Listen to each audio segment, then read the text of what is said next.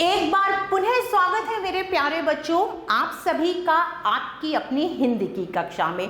तो हम अध्ययन कर रहे थे सचित्र हिंदी व्याकरण भाग 1 का, जो एड्यूराइज इंडिया बाय अमित पब्लिकेशन द्वारा प्रकाशित है। आज हम इसी पुस्तक के पाठ संख्या 8 का अध्ययन करेंगे और पाठ का नाम है सर्वनाम। सर्वनाम का अर्थ है सब नामों के लिए और इंग्लिश में इसे प्रोनाउन कहते हैं। बच्चों, नीचे दिए गए चित्रों को देखिए व वाक्यों को पढ़िए। अब नीचे को चित्र दिए हुए हैं, आपको उन्हें देखना है और जो वाक्य हैं उन्हें पढ़ना है। तो चलिए पढ़ते हैं। मेरा नाम रानी है, मैं कक्षा 1 में पढ़ती हूँ। मेरी सहेली का नाम मधु है, वह भी कक्षा 1 में पढ़ती है। मेरे पिताजी अफसर हैं, वे बहुत दयालु हैं। राम के पिताजी अध्यापक हैं, वे हमें अच्छी बातें सिखाते हैं। क्या सिखाते हैं? अच्छी बातें। ऊपर दिए गए वाक्यों में संज्ञा जैसे रानी के लिए मैं, मेरी सहेली के लिए वह, मेरे पिताजी के लिए वे तथा राम के पिताजी के लिए वे का प्रयोग हुआ है। ये सभी सर्वनाम है। क्या है? सभी सर्वनाम है। संज्ञा के स्थान पर प्रयोग होने वाले शब्द सर्वनाम कहलाते हैं। वो शब्द जो संज्ञा के स्थान पर प्रयोग किए जाते हैं वो सर्वनाम कहलाते हैं। आइए कुछ सर्वनाम शब्दों को जानें। बोलने वाले के लिए प्रयोग होने वाले सर्वनाम मैं, हम बोलने वालों के लिए प्रयोग किए जाते हैं। सुनने वालों के लिए प्रयोग होने वाले सर्वनाम आप, तुम। अन्य के लिए प्रयोग होने वाले सर्वनाम कौन से हैं? वह, वे। कुछ और सर्वनाम शब्द सीखिए। चलिए कुछ और सर्वनाम शब्द सीखते हैं। स्वयं, खुद। यह बस्ता मैंने स्वयं उठाया है, वह खुद इस स्कूल में पढ़ा है। स्वयं, आप। मैं स्वयं यह अखबार लाया हूँ। आप, मैं अपने आप इसे हाथ लगाऊंगा। स्वयं, आप, अपने आप, खुद, ये सब क्या है? सर्वनाम है।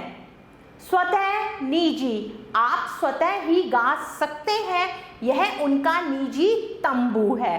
चलिए अब समय है दोहराने का। कुछ नाम की जगह प्रयोग होने वाले शब्द सर्वनाम कहलाते हैं। वो शब्द जो नाम के स्थान पर प्रयोग होते हैं, मतलब संज्ञा के स्थान पर, वो सर्वनाम कहलाते हैं। जो सर्वनाम कर्ता के अपनेपन का बोध कराते हैं उन्हें निजवाचक सर्वनाम कहते हैं, जैसे आप, स्वयं, खुद, स्वतः, निजी आदि। चलिए समय है कुछ अभ्यास कार्य करने का। अब आपकी बारी। प्रश्न संख्या 1, उचित विकल्प पर सही का निशान लगाकर वाक्य पूर्ण करिए। वह हम पढ़ रहा है। क्या आएगा? वह या हम? तो यहाँ आएगा वह, क्योंकि एक की बात हो रही है।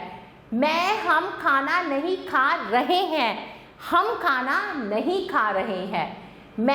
हम अपने घर जा रहा था। एक की बात हो रही है तो मैं आएगा। देखो डैश आया है। देखो कौन आया है? देखो वे आया है। तो यहाँ आएगा देखो कौन आया है। वे, तू वहाँ क्यों खड़े हैं? मतलब एक से ज्यादा है तो आएगा वे वहाँ क्यों खड़े हैं। प्रश्न संख्या 2, चित्र देखकर सही सर्वनाम शब्द लिखिए। अब चित्र देखकर हमें सही सर्वनाम शब्द लिखने हैं। डैश एक अध्यापक हूँ, तो यहाँ आएगा मैं एक अध्यापक हूँ। डैश छोटे भाई हो, तुम छोटे भाई हो। डैश एक खिलाड़ी है, तो आएगा वह एक खिलाड़ी है। डैश सैनिक है, ज्यादा है ना, तो यहाँ आएगा वे सैनिक है। बाकी का आप स्वयं करेंगे।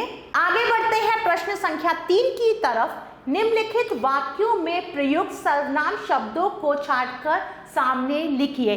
अब इन वाक्यों में जो सर्वनाम शब्द उपयुक्त हुए हैं उन्हें हमें छांटकर सामने लिखना है। नंबर 1, वे कल शहर चले गए।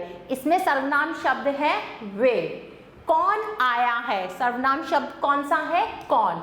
तुम क्या कर रहे हो, सर्वनाम शब्द है तुम। मैं कल दिल्ली जाऊंगा, इसमें सर्वनाम शब्द है मैं। वह रानी का भाई किशन है, इसमें सर्वनाम शब्द है वह। तो आप इन सब शब्दों को यहाँ पर लिखेंगे। आगे बढ़ते हैं प्रश्न संख्या 4 के लिए। नीचे दिए गए नाम की जगह आने वाले शब्दों को प्रयोग के आधार पर अलग अलग बॉक्स में डालिए। अपने लिए आने वाले, दूसरों के लिए आने वाले, अन्य के लिए आने वाले। अब आपको इनमें से दिए गए नाम की जगह के स्थान पर शब्दों को छांटकर लिखना है। तुम किसके लिए उपयुक्त होता है, दूसरे के लिए। मुझे मतलब अपने आप के लिए, तो मुझे हम यहाँ लिखेंगे। इसी प्रकार तुझे मतलब दूसरे के लिए, तो यहाँ हम लिखेंगे तुझे। इसी प्रकार आप इस प्रश्न को स्वयं पूरा करेंगे। प्यारे बच्चों, आशा करती हूँ आपको यह पाठ अच्छे से समझ आया होगा। हम पुनः फिर मिलेंगे, तब तक के लिए आभार।